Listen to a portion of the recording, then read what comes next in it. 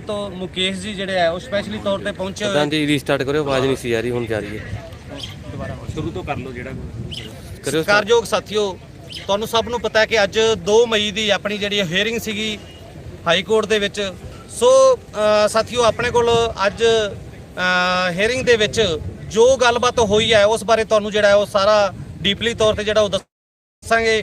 ਸੋ ਉਸ ਤੋਂ ਪਹਿਲਾਂ ਮੈਂ ਤੁਹਾਨੂੰ ਦੱਸ ਦਿਆਂ ਕਿ ਆਪਣੇ ਨਾਲ ਮੁਕੇਸ਼ ਰੋਇਲ ਜੀ ਰਾਜਸਥਾਨ ਤੋਂ ਜਿਹੜਾ ਸਪੈਸ਼ਲੀ ਜੇ ਪਹੁੰਚੇ ਸੀਗੇ। ਸੋ 2 ਦਿਨ ਹੋ ਚਲੇ ਲਗਾਤਾਰ ਜਿਹੜੇ ਐਡਵੋਕੇਟ ਨਾਲ ਸਲਾਹ ਹੋ ਰਹੀ ਹੈ, ਉਹਨਾਂ ਨਾਲ ਗੱਲਬਾਤ ਹੋ ਰਹੀ ਹੈ। ਸੋ ਅੱਜ ਪੂਰੀ ਤਿਆਰੀ ਦੇ ਵਿੱਚ ਜਿਹੜਾ ਸੀਗਾ ਆਪਣਾ ਐਡਵੋਕੇਟ ਡਿਪਾਰਟਮੈਂਟ ਜਿਹੜਾ ਇੱਥੇ ਹਾਈ ਕੋਰਟ ਦੇ ਵਿੱਚ ਹੀਅਰਿੰਗ ਦੇ ਲਈ ਪਹੁੰਚਿਆ ਹੋਇਆ ਸੀਗਾ। ਸੋ ਸਾਥੀਓ, ਸੋ ਇਹ ਬਾਦੇ ਕਿਸਮਤੀ ਜਿਵੇਂ ਕਹਿੰਦੇ ਕਹਿ ਲਈਏ ਕਿ ਅੱਜ ਹੀਅਰਿੰਗ ਤੋਂ ਹੋਣ ਤੋਂ ਸਮਾਂ ਜਿਹੜਾ ਹੈਗਾ ਸੀਗਾ, ਅੱਜ ਪੂਰੇ 4 ਵਜੇ ਜੱਜ ਸਾਹਿਬ ਜਿਹੜੇ ਹੈ ਉਹ ਬੈਂਚ ਤੋਂ ਜਿਹੜੇ ਉੱਠ ਚੁੱਕੇ ਸੀਗੇ, ਸਮਾਪਤੀ ਜਿਹੜੀ ਹੋ ਚੁੱਕੀ ਸੀਗੀ। ਸੋ ਆਪਣੇ ਐਡਵੋਕੇਟ ਕੋਰਟ ਦੇ ਵਿੱਚ ਜਿਹੜੇ ਹੈ 5 ਨੰਬਰ ਕੋਰਟ ਦੇ ਵਿੱਚ ਸ਼ਾਮਲ ਹੋ ਚੁੱਕੇ ਸੀਗੇ, ਪਰੰਤੂ ਕੋਰਟ ਸਮਾਪਤ ਹੋਣ ਕਰਕੇ ਜਿਹੜੀ ਹੈ ਉਹ ਆਪਣੀ ਸੁਣਵਾਈ ਜਿਹੜੀ ਉਹ ਨਹੀਂ ਹੋ ਸਕੀ। ਸੋ ਅਗਲੀ ਤਰੀਕ ਜਿਹੜੀ ਹੈ 16 ਮਈ ਦੀ ਜਿਹੜੀ ਹੈ ਉਹ ਪੈ ਚੁੱਕੀ ਹੈ। ਸੋ ਸਾਥੀਓ, ਘਬਰਾਉਣ ਦੀ ਜ਼ਰੂਰਤ ਨਹੀਂ ਗੀ। ਆਪਣੇ ਡਾਕੂਮੈਂਟ ਆਪਣੇ ਆਲਰੇਡੀ ਵਕੀਲ ਜਿਹੜੇ ਹੈ ਪੂਰੀ ਤਿਆਰੀ ਦੇ ਵਿੱਚ ਨੇ। ਸਟੇ ਜਿਹੜਾ ਜ਼ਰੂਰ ਬ੍ਰੇਕ ਹੋਊਗਾ। ਸੋ ਇਹ ਇੱਕ ਗੱਲ ਮੈਂ ਕਹਿ ਦਿਆਂ ਕਿ ਆਪਣੇ ਵਿਸ਼ਵਾਸ ਜਿਹੜਾ ਹੈ ਉਹ ਬਣਾ ਕੇ ਰੱਖੋ। ਸੋ ਉਸ ਤੋਂ ਪਹਿਲਾਂ ਮੈਂ ਤੁਹਾਨੂੰ ਇੱਕ ਗੱਲ ਕਹਿਣਾ ਚਾਹੁੰਦਾ ਕਿ ਸਾਥੀਓ, ਪੂਰੀ ਜੋ ਡਾਕੂਮੈਂਟ ਨੇ ਵਕੀਲਾਂ ਦੀ ਕਿਵੇਂ ਤਿਆਰੀ ਹੈ, ਉਸ ਲਈ ਆਪਣੇ ਕੁਝ ਸਾਥੀਆਂ ਨੂੰ ਜਿਹੜਾ ਹੈ ਕਨਫਿਊਜ਼ ਹੈਗਾ ਕਿ ਆਪਣੇ ਸਟੇ ਕਿਉਂ ਨਹੀਂ ਬ੍ਰੇਕ ਹੋ ਰਿਹਾ, ਜਾਂ ਤਿਆਰੀ 'ਚ ਕਮੀ ਹੈ ਜਾਂ ਵਕੀਲਾਂ 'ਚ ਕਮੀ ਹੈ। ਤਾਂ ਉਸ ਬਾਰੇ 2 ਦਿਨ ਹੋ ਗਏ ਨੇ, ਪੂਰੇ ਡਾਕੂਮੈਂਟ ਜਿਹੜੇ ਆ ਉਹ ਚੈੱਕ ਕੀਤੇ ਗਏ ਨੇ। ਸਪੈਸ਼ਲੀ ਤੌਰ ਤੇ ਮੁਕੇਸ਼ ਜੀ ਨੇ ਆਪਣੇ ਨਾਲ ਹੈ ਤੇ ਡੀਪਲੀ ਤੌਰ ਤੇ ਤੁਹਾਨੂੰ ਜਿਹੜਾ ਹੈ ਉਸ ਬਾਰੇ ਜਿਹੜੇ ਉਹ ਸਮਝਾਉਣਗੇ। ਤਾਂ ਸਾਥੀਓ, ਜਿਹੜੇ ਵਿਚਾਰ ਹੈ ਤੁਸੀਂ ਸਾਰਿਆਂ ਨੇ ਧਿਆਨ ਦੇ ਨਾਲ ਸੁਣਨੇ ਆ, ਕਿਉਂਕਿ 2 ਦਿਨ ਹੋ ਚੱਲਿਆ ਲਗਾਤਾਰ ਸਟੇ ਬ੍ਰੇਕ ਕਰਵਾਉਣ ਦੇ ਲਈ ਜਿਹੜੀ ਉਹ ਤਿਆਰੀ ਆਪਣੀ ਜਿਹੜੀ ਉਹ ਕੀਤੀ ਜਾ ਚੁੱਕੀ ਸੀਗੀ, ਪਰੰਤੂ ਸਮਾਂ ਜਿਹੜਾ ਸੀਗਾ ਉਹ ਕੋਰਟ ਜਿਹੜੀ ਉਹ ਬੰਦ ਹੋ ਚੁੱਕੀ ਸੀਗੀ, ਇਸ ਲਈ ਆਪਣੀ ਸੁਣਵਾਈ ਨਹੀਂ ਹੋਈ। ਸੋ ਮੁਕੇਸ਼ ਜੀ ਤੁਹਾਡੇ ਸਾਹਮਣੇ ਉਹ ਆਪਣੇ ਵਿਚਾਰ ਜਿਹੜੇ ਉਹ ਰੱਖਣਗੇ, ਧਿਆਨ ਦੇ ਨਾਲ ਸਾਰੇ ਸਾਥੀਆਂ ਨੇ ਸੁਣਨਾ। नमस्कार साथियों, मैं आपको पंजाबी तो नहीं बता सकता, लेकिन मैं हिंदी में बताने का पूरी प्रयास करूँगा। आप थोड़ा समझने का प्रयास करें।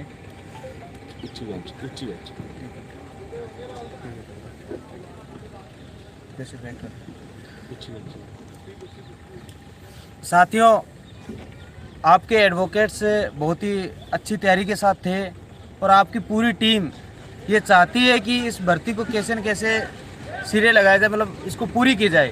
कैसे किया जाए, इसके लिए इन्होंने पूरे एडवोकेट से पूरे संपर्क में है। और जो आपकी फाइल्स हैं, पूरी जो डॉक्यूमेंट्स राजस्थान हाई कोर्ट और जो मुकेश कुमार रॉयल के नाम से जो फाइल थी, अन्य जो फाइल्स थी, सारे यूज़ किए गए हैं। पूरी तरह से फाइल को इसी तरह से यूज़ किया गया कि बीएड बाहर हो। इसकी वजह से आपके पंजाब के अंदर कोर्ट ने परीक्षा की भी अनुमति नहीं दी। आपके लिए बहुत ही अच्छा अवसर था कि परीक्षा के लिए आपको बीएड वालों को अनुमति नहीं मिली। बैठना नहीं बैठना वो लीगल रूप से वो सही नहीं है।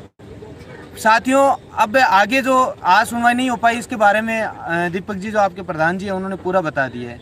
ये कोर्ट का प्रोसेस है, नंबर आना नहीं आना, आगे पीछे लगना, ये कोर्ट प्रोसेस से लगता है। अपने किसी के करने से कुछ भी नहीं हो सकता। ये हमारे भी होता था राजस्थान हाई कोर्ट में, कई बार नंबर नहीं आता था।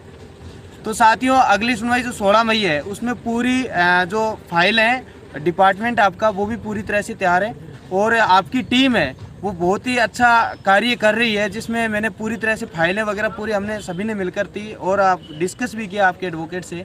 और शायद अगली सुनवाई में आशा करते हैं कि ये स्टे टूट जाना चाहिए। स्टे तो पिछली सुनवाई में ही टूट जाता, इतना बड़ा कोई इश्यू नहीं था। आपके थोड़ा सा हमारे से हटकर कुछ एक दूसरा इश्यू बना रहे हैं, जो इश्यू नहीं बनना चाहिए। लेकिन जो भी है, भर्ती को रोकना बहुत आसान होता है, उसको मतलब पूरा करवाना बहुत मुश्किल हो जाता है। अपने को लगता है, अपने को 1 दिन 2 दिन 3 दिन भी ऐसे लगते हैं भर्ती रुकी होती है, बहुत मुश्किल से गुजरते हैं। साथियों, जो बोर्ड का इश्यू है वो इसके ऊपर भी पूरी प्लानिंग से आपके डिपार्टमेंट और आप एडवोकेट्स अपने जो सारे पूरी तैयारी के साथ थे, लेकिन वो समय अभाव की वजह से नहीं हो पाया। और आगे और अच्छी रणनीति बनेगी। यदि 10-12 दिन मिले हैं तो इसमें आपकी टीम फिर से एक रणनीति के तहत फिर से एक कार्य करेगी। तो साथियों, आप फुल सपोर्ट करें इनको, जिस तरीके से ये आपसे रिक्वेस्ट करें उनका इस तरह से सपोर्ट करना चाहिए।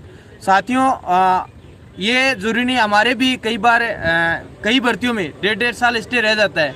कोई ज़रूरी नहीं है यूनियन कुछ नहीं कर पाती। जब सुप्रीम कोर्ट में हम कुछ नहीं कर पाए, हम चाहते थे कि कब क्या होना चाहिए लेकिन नहीं कर पाते हैं कई बार। तो साथियों अपने हाथ में जज फैसला करवाना अपने हाथ में नहीं होता, लेकिन अगली सुनवाई होगी वो अहम सुनवाई होगी जिसमें आपको बहुत ही अंतरिम रिलीफ मिल जाएगी।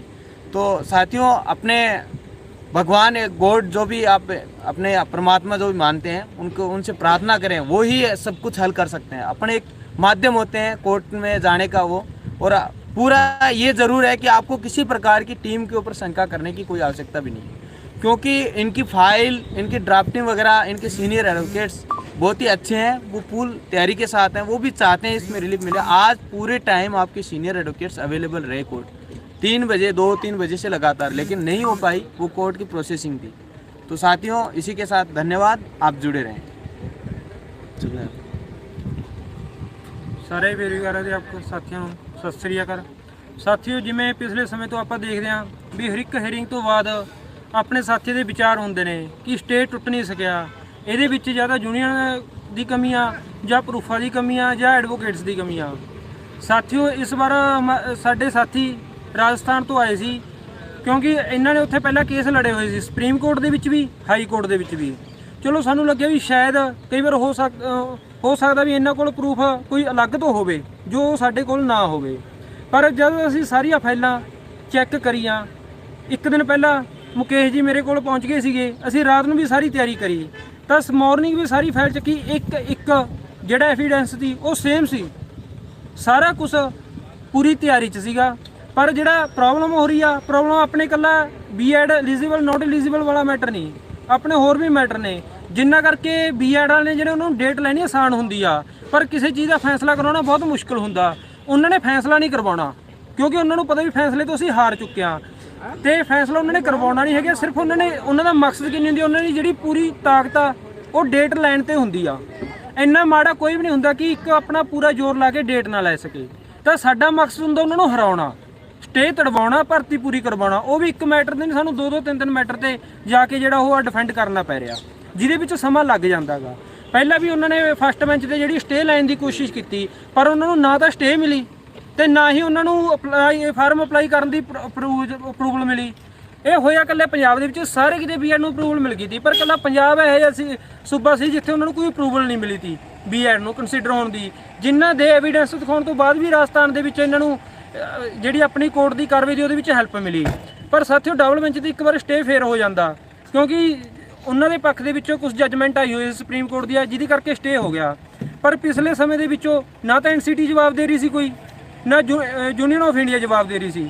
18 ਤਰੀਕ ਨੂੰ ਐਨਸੀਟੀ ਦਾ ਜਵਾਬ ਆਇਆ ਸੀ, ਉਸ ਤੋਂ ਬਾਅਦ 23 ਤਰੀਕ ਨੂੰ ਜਿਹੜਾ ਹੈਗਾ ਯੂਨੀਅਨ ਆਫ ਇੰਡੀਆ ਦਾ ਜਵਾਬ ਆਇਆ। ਉਹਨਾਂ ਦੀ ਪ੍ਰੋਸੀਡਿੰਗਸ ਕੰਪਲੀਟ ਹੋਈ ਆ, ਪਰ ਉਸ ਤੋਂ ਬਾਅਦ ਵੀ ਬੀਐਡ ਵਾਲੇ ਇੱਕ ਚਾਲ ਚੱਲਦੇ ਹੋਏ, ਤੁਸੀਂ ਸਾਰੇ ਪੜ੍ਹੇ ਲਿਖਿਓ, ਆਰਡਰ ਜ਼ਰੂਰ ਪੜ੍ਹਿਆ ਕਰੋ। ਆਰਡਰ ਦੇ ਵਿੱਚ ਉਹਨਾਂ ਨੇ ਲਿਖਿਆ ਹੋਇਆ ਸੀਗਾ ਵੀ ਜਿਹੜਾ ਇਹਦਾ ਜਵਾਬ ਆ ਸੀਐਮ ਲਾਈ ਸੀ ਸਟੇ ਤੜਵਾਉਣ ਦੀ, ਵੀ ਉਹਦਾ ਤੁਸੀਂ ਜਵਾਬ ਆ ਜਿਹੜਾ ਉਹ ਰਿਪਲਾਈ ਕਰੋ। ਪਰ ਇੱਕ ਵਾਰ ਡੇਟ ਵਿੱਚ ਦੀ ਐਕਸਟੈਂਡ ਹੋਣ ਕਰਕੇ ਵੀ ਬੀਐਡ ਨੇ ਉਹਨਾਂ ਦਾ ਕੋਈ ਰਿਪਲਾਈ ਨਹੀਂ ਲਿਆ, ਕਿਉਂਕਿ ਉਹਨਾਂ ਨੇ ਡੇਟ ਲੈਣੀ ਸੀ। ਜੱਜ ਉਹਨਾਂ ਨੂੰ ਉੱਥੇ ਬੋਲ ਵੀ ਸਕਦਾ, ਉਹ ਜੱਜ ਸਾਹਿਬ ਤੇ ਡਿਪੈਂਡ ਆ ਕਿ ਉੱਥੇ ਉਹਨਾਂ ਤੇ ਕਿੱਦਾਂ ਸਟੈਂਡ ਕਰਦੇ ਨੇ, ਉਹਨਾਂ ਦੇ ਰਿਪਲਾਈ ਨੂੰ ਉਹ ਨਿਗਲੈਕਟ ਕਰਦੇ ਨੇ ਜਾਂ ਉਹਨਾਂ ਤੋਂ ਦੁਬਾਰਾ ਸਮਾਂ ਦਿੰਦੇ ਨੇ। ਕੁਝ ਚੀਜ਼ਾਂ ਨੇ ਜਿਹੜੀਆਂ ਉਹ ਸਾਡੇ ਵੀ ਹੱਥ ਦੇ ਵਿੱਚ ਨਹੀਂ ਹੁੰਦੀਆਂ, ਯੂਨੀਅਨ ਦੇ ਜਾਂ ਵਕੀਲਾਂ ਦੇ, ਉਹ ਜੱਜ ਸਾਹਿਬ ਦੇ ਹੱਥ ਦੇ ਵਿੱਚ ਹੁੰਦੀਆਂ ਨੇ। ਇਸ ਵਾਰ ਉਹਨਾਂ ਨੇ ਸਾਡੇ ਸੁਣਨ ਦੇ ਵਿੱਚ ਇਹ ਆ ਰਿਹਾ ਸੀ, ਪਰ ਉਹਨਾਂ ਨੇ ਹਜੇ ਪੇਸ਼ ਕਰਿਆ ਜਾਂ ਨਾ ਕਰਿਆ ਉਹ ਥੋੜੇ ਸਮੇਂ ਦੇ ਵਿੱਚ ਪਤਾ ਲੱਗੂਗਾ। ਸ਼ਾਇਦ ਉਹਨਾਂ ਨੇ ਜਵਾਬ ਲੈ ਕੇ ਆਏ ਸੀ, ਪਰ ਜਵਾਬ ਉਹਨਾਂ ਨੇ ਹਜੇ ਵੀ ਪੇਸ਼ ਨਹੀਂ ਕਰਿਆ, ਕਿਉਂਕਿ ਉਹਨਾਂ ਦਾ ਮਕਸਦ ਸਿਰਫ ਡੇਟ ਲੈਣਾ, ਅੱਗੇ ਹੀਅਰਿੰਗ ਨੂੰ ਅੱਗੇ ਕਰਵਾਉਣਾ, ਜਿੱਤਣਾ ਉਹਨਾਂ ਦਾ ਮਕਸਦ ਆ, ਉਹ ਹੱਥ ਖੜੇ ਕਰ ਚੁੱਕੇ ਨੇ।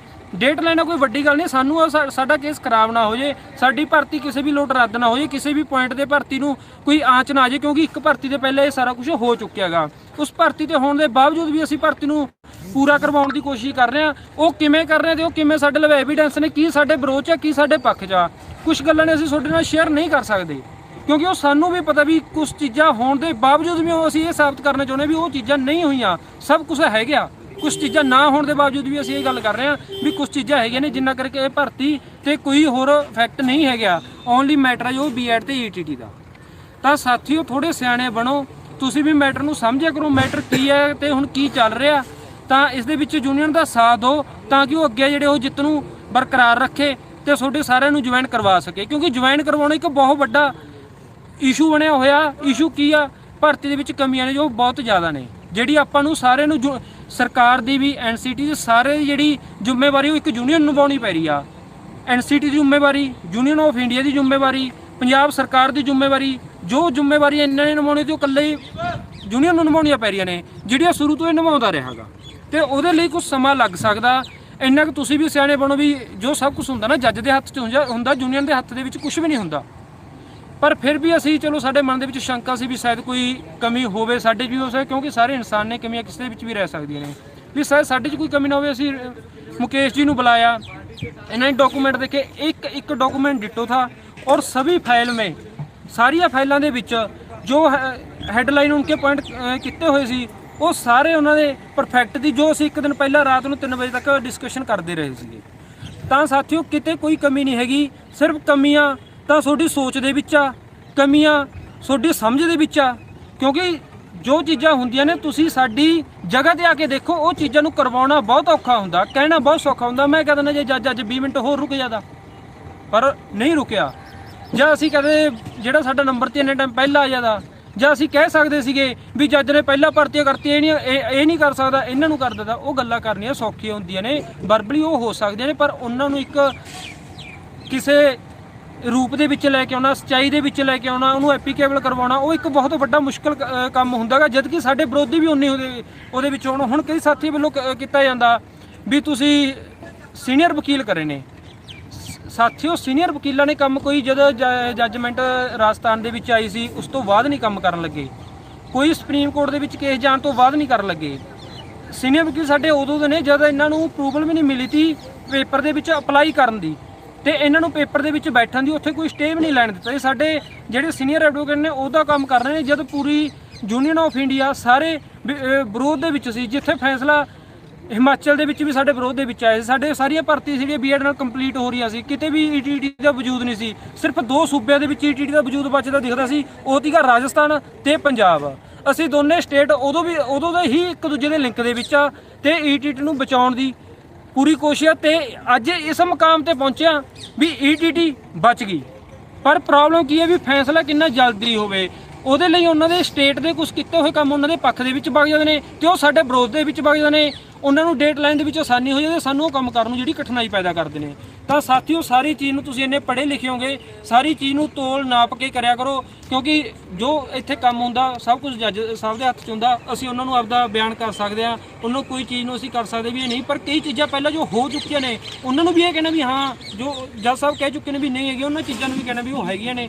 ਤਾਂ ਇਹ ਚੀਜ਼ਾਂ ਸਾਬਤ ਕਰਨੀ ਇੱਕ ਮੁਸ਼ਕਿਲ ਕੰਮ ਹੁੰਦਾ।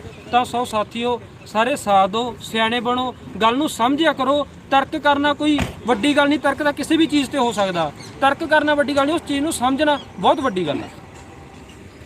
ते साथियों डेट की बात आती है, जनरल जी ने आपको बताया है, हम भी इस फैसले को राजस्थान हाई कोर्ट के अंदर परीक्षा से पहले करवाने के लिए लगातार सुनवाई करवाई थी, लेकिन जब अपने हाथ में नहीं होता, जज साहब ने साफ मना कर दिया कि फैसला नहीं करेंगे परीक्षा से पहले और उनको अनुमति दे दी।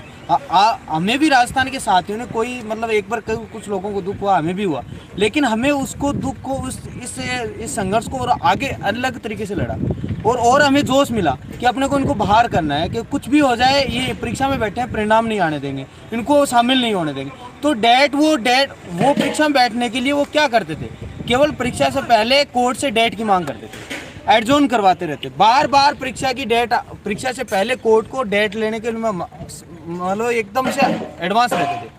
जो कोर्ट स्टार्ट होती है एडजोन के लिए, कभी रिप्लाई के लिए, कभी रिजोइंडर के लिए, कभी किसी के लिए, कभी आईए के ऊपर कर लेते, कभी किसी मांग। तो डेट लेना बहुत आसान है, फैसला करवाना, कोर्ट को संतोषजनक करना, संतुष्ट करना, उससे एग्री करना कि आप फैसला करो, वो बहुत मुश्किल होता है। तो इस बार पूरी तरह से डिपार्टमेंट हर तरीके से, आपकी यूनियन पूरी तरह से संघर्ष कर रही थी, लेकिन कोर्ट में नंबर नहीं आया। यदि इस बार नंबर आता तो इस मामले में पूरी तरह से फैसला होने की पूरी संभावना थी।